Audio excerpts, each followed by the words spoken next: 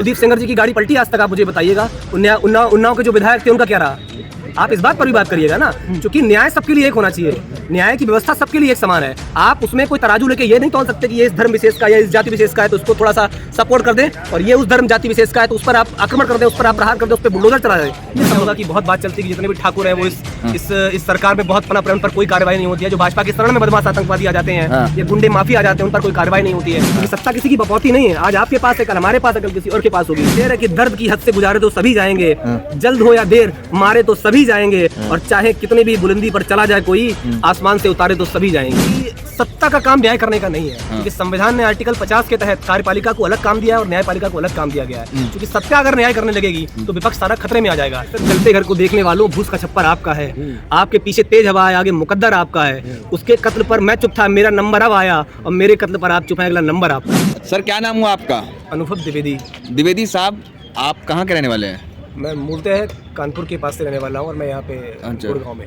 अच्छा, तो आपने देखा कि आपके उत्तर प्रदेश के झांसी में अतीक अहमद जो पूर्व सांसद थे, माफिया हैं, उनके बेटे असद को और उनके जो थे गुलाम मोहम्मद को मार गिराया उत्तर प्रदेश में। कैसे देखते हैं आप? सर्वप्रथम मैं उत्तर प्रदेश की पुलिस को धन्यवाद कहूँगा कि आपने बहुत अच्छा काम किया, और मैं स्पेशली धन्यवाद अग्रिम कहना चाहूँगा कि जिस तरह से अतीक अहमद के बेटे का आपने एनकाउंटर किया, इस तरह से जितने भी पापी हैं, चाहे वो किसी धर्म विशेष से आते हो, किसी जाति विशेष से आते हो, आप उनका भी संहार करें। लेकिन कि दर्द की हद से गुजारे तो सभी जाएंगे, जल्द हो या देर मारे तो सभी जाएंगे, और चाहे कितनी भी बुलंदी पर चला जाए कोई, आसमान से उतारे तो सभी जाएंगे। किसी एक चीज़ पर टारगेट किलिंग नहीं होनी चाहिए। और मेरा एक थोड़ा सा इस मामले में थोड़ा सा विरोधाभास भी है कहीं ना कहीं, कि सत्ता का काम न्याय करने का नहीं है। क्योंकि संविधान ने आर्टिकल 50 के तहत कार्यपालिका को अलग काम दिया है और न्यायपालिका को अलग काम दिया गया है। क्योंकि सत्ता अगर न्याय करने लगेगी तो विपक्ष सारा खतरे में आ जाएगा। लेकिन जिस तरह से अतीक अहमद के बेटे का एनकाउंटर किया वो कहीं ना कहीं सही है, लेकिन जिस तरह से संरक्षण प्राप्त भी कुछ बदमाश और माफिया पनप रहे हैं वो भी गलत है, उन पर भी कार्रवाई होनी चाहिए। अच्छा,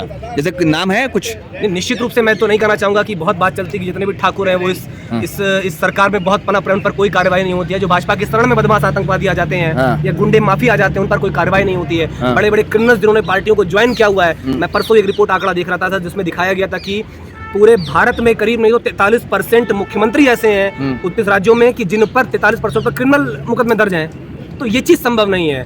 आपने उसका एनकाउंटर किया, उसके लिए आप साधुवाद के पात्र हैं, लेकिन किसी एक चीज़ पर टारगेट किलिंग करके किसी धर्म विशेष पर ये चीज़ शोभनीय नहीं है, और वो एक सत्ताप्रिय, एक जनप्रिय नेता को शोभा भी नहीं देता। टारगेट कर रहे हैं सर, उन्होंने तो दुबे जी की भी गाड़ी पलटी थी। योगी जी भेदभाव नहीं करते, इंसाफ करते हैं, इंजस्टिस नहीं। बिल्कुल, कुलदीप सेंगर जी की गाड़ी पलटी आज तक? आप मुझे बताइएगा। उन्नाव के जो विधायक थे उनका क्या रहा?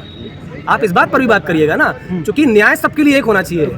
न्याय की व्यवस्था सबके लिए एक समान है। आप उसमें कोई तराजू लेके ये नहीं तोल सकते कि ये इस धर्म विशेष का या इस जाति विशेष का है तो उसको थोड़ा सा सपोर्ट कर दें, और ये उस धर्म जाति विशेष का है तो उस पर आप आक्रमण कर दें, उस पर आप प्रहार कर दें, उस पर बुलडोजर चला जाए। ये संभव नहीं है। तो क्या मतलब भाजपा में जो है उसके साथ वैसा नहीं व्यवहार नहीं होता है जो नहीं? आप खुद देखिएगा ना। मैं आपसे नहीं बोलना चाह रहा हूँ, आप जाइएगा। अगर आप पत्रकारिता में आप सच्चे निष्पक्ष पत्रकार हैं तो आप आंकड़े उठा के देखिएगा। मैं अगर आप मुझे टाइम देंगे 1 सेकंड का, मैं आपको आंकड़ा निकाल के दिखाऊंगा। 43% मुख्यमंत्री ऐसे हैं जिन पर क्रिमिनल केस दर्ज हैं। तो ये कहीं ना कहीं इस सरकार पर, इस न्याय व्यवस्था पर, इस कानून व्यवस्था पर ये कहीं ना कहीं प्रश्न चिन्ह उठ रहा है कि आपसे सरकारें संभल नहीं रही हैं, और जब चुनाव आ गए हैं तो आप इस तरह की एक्टिविटी स्टार्ट कर देते हैं, जो कि गलत है। मतलब क्या लगता है कि जो जितने भी लोग हैं जिनको मारा जा रहा है, टारगेट करके मारा जा रहा है? नहीं, बिल्कुल टारगेट किलिंग नहीं है। मैं आप समझिएगा, आप निष्पक्ष नेता हैं, आपने एनकाउंटर किया, मैं आपको साधुवाद दे रहा हूं, लेकिन इस 22 करोड़ की जनता में जितने भी हैं, चाहे वो आपके द्वारा पोषित हो या समाजवादी पार्टी के द्वारा पोषित हो या बसपा के द्वारा पोषित हो, कार्रवाई सबके लिए बराबर हो। आप सवाल समझिएगा, निष्पक्ष पत्रकार और निष्पक्ष व्यक्ति वही है जो सबके समान की बात करे। अगर दंड विधान है तो दंड विधान सभी के लिए समान होना चाहिए, न कि किसी एक के लिए विशेष होना चाहिए और किसी और के लिए दूसरा होना चाहिए। वो संभव नहीं है। मुझे क्या बताइएगा कि 43% मुख्यमंत्री पूरे भारत में ऐसे जिन पर क्रिमिनल आंकड़े दर्ज हैं, आंकड़े दर्ज हैं। अब आप अपने बचाव में बोलेंगे कि मामला न्यायालय में है, न्यायालय इस पे सुनवाई करेगा। हम दोष सिद्ध नहीं हो गया जो लेके जाते हैं आप। हम दोषी नहीं हुए, हम दोषी करार तो नहीं दिए गए। तो कौन सा वो दोषी करार दे दिया गया जिस पर आप गोलियां चलवाते थे, जिसके घर में आप सरेआम बुलडोजर चलवा देते हैं? क्या वो लोग दोषी होते हैं? नहीं होते हैं ना। ये सिर्फ और सिर्फ हुकूमत का नशा बोल रहा है। अच्छा, ये सिर्फ और सिर्फ हुकूमत का नशा बोल रहा है। गलत तरीके से मतलब सत्ता का अभी उपयोग किया जा रहा है, दुरुपयोग किया जा रहा है। निश्चित रूप से सत्ता का दुरुपयोग किया जा रहा है सर। सत्ता को भी हो, सत्ता बिल्कुल सत्य बात है। आप सत्ता का सदुपयोग मैं तब मानूंगा जब कानून सबके लिए बराबर हो। आप मुझे लाके बता दो कि भाई ये इस धर्म का है, ये इस जाति का है, ये इस जाति का है, सबके लिए आपने बराबर न्याय की व्यवस्था की हो। ये भाजपा का है तो आप थोड़ा सा उसे लिबर्टी मिल जाती है, छूट मिल जाती है, उसे आप पोस्ट देते हैं, आप जैसे बोलते हैं ना, और किसी और पार्टी का तो आप उसे रगड़ देते हैं। मीडिया में तो बड़ा जश्न मनाया जा रहा है, मीडिया वाले देखिए माफियाओं को मिट्टी मिला रहे हैं, योगी आदित्यनाथ वादा पूरा कर रहे हैं, अब तक 5 लोगों को मार गिराया गया, देख रहे हैं आप? नहीं, वो मैं आपसे फिर बोल रहा हूँ, क्योंकि जो इसको मैं थोड़ा सा इलेक्शंस के पर्पस से, नगर निगम के चुनाव की घोषणा हो चुकी है, आपको पता होगा। अच्छा। तो एक नया लाके खड़ा कर दिया। फिर मैं बोल रहा हूँ, आप इस चीज़ को डाइवर्जेंट मत करिएगा जाके। उनके बेटे का एनकाउंटर हुआ, वो एक जिस भी तरह से अवैध संपत्ति में थे या क्रिमिनल माइंडेड थे, जो भी थे, उस पर आपने एनकाउंटर किया, बिल्कुल सच किया, मैं मना नहीं कर रहा, जनता खुश है, ठीक है। लेकिन क्या ये विधान सबके लिए लागू होता है या सिर्फ अतीक अहमद, अंसारी, इनके को टारगेट कर रहे हैं? ये तो गलत है ना। अच्छा। मैं तो चाहता हूं कि इस देश में, उस राज्य में जितने भी लोग हों, वो किसी भी समुदाय से हो, सबका आप संहार करिएगा, आप सबको लेकर लपेटे में लीजिएगा। लेकिन धार्मिक चीजों पर, जाति चीजों पर, कि सिर्फ वोट बैंक की राजनीति आधार पर आपने उसका एनकाउंटर कर दिया, एक धर्म विषय खुश हो गया उस चीज को लेके, ये गलत है। इससे न्याय व्यवस्था मजबूत नहीं होगी। आप इसके बलात्कार के आंकड़े उठा के देख लीजिएगा, क्या आंकड़े कम हो गए इस पे? आप अभी ये कानपुर देहात वाली घटना हुई, इस पर क्या एक्शन लिया गया? जो हाथरस वाली पीड़िता हुई, उस पर क्या एक्शन लिया गया? कुलदीप सेंगर जी, आपके विधायक जी, उस पर क्या एक्शन लिया गया? क्या उनकी गाड़ी पलटी? नहीं पलटी ना। तो अगर विधान है, आप जो प्रक्रिया अपना रहे हो सबके लिए अपनाइएगा, बुलडोजर उनके घर पे भी भेज दीजिएगा, तब तो मैं समझूं। लेकिन अच्छा, आप भी कहीं ना कहीं बोले कि नहीं ठीक किया, मारा उनको, लेकिन क्या कोर्ट को बंद कर देना चाहिए, बुलडोजर चला देना चाहिए कोर्ट पर?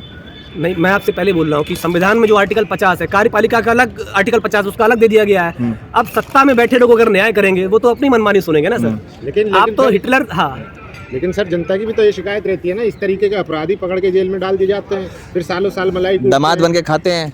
तो योगी जी बढ़िया कर रहे हैं ना, एकदम कानून व्यवस्था एकदम चकाचौंध चारों तौर पर चल रही है। कि कहा एक शेर है, सर जलते घर को देखने वालों, भूस का छप्पर आपका है, आपके पीछे तेज हवा है, आगे मुकद्दर आपका है, उसके कत्ल पर मैं चुप था, मेरा नंबर अब आया, और मेरे कत्ल पर आप चुप हैं, अगला नंबर आपका है। अच्छा। तो ये जो चीजें हैं ना, कि जो लोग खुश हो जाते हैं, शायद वो अंदर की चीजें नहीं समझ पाते, पॉलिटिकल जो ब्रेन वॉश करने के लिए लोग बैठे होते हैं, कि लोग सवाल अन्य मुद्दों पर ना उठा सकें, आप एक नया तोता लाके उड़ा देते हैं मार्केट में। अच्छा, मतलब कहीं ना कहीं तो आप, ये कहीं ना कहीं नहीं, ये 100% और यही सच्चाई है सर।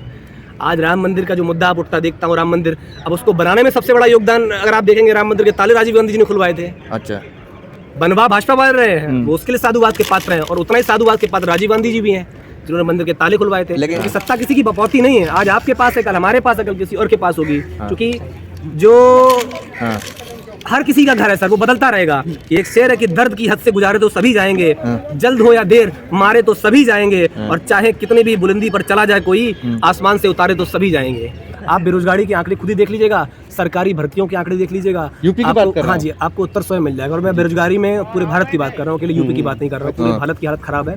सरकारी वैकेंसी कितनी आ रही है, आप उस पर देख लीजिएगा, ठीक है, महंगाई कितनी है, आप उस पर देख लीजिएगा। तो ये सारे विषय आप इनको देख लीजिएगा, आपको स्वयं उत्तर पता चल जाएगा, और जनता इस चीज़ को समझ रही है। लेकिन होता ना कि एक भावनाओं, एक धर्म ऐसा मुद्दा जिसमें आप भी लड़ने के लिए तैयार हो जाते हैं, आप भी लड़ने के लिए तैयार हो जाते हैं, और अपने हक की अपनी बातों को भूलकर आप धार्मिक चीज़ों पर फैला देते हैं, और वही धार्मिक उन्माद फैला देते हैं। दिक्कत यही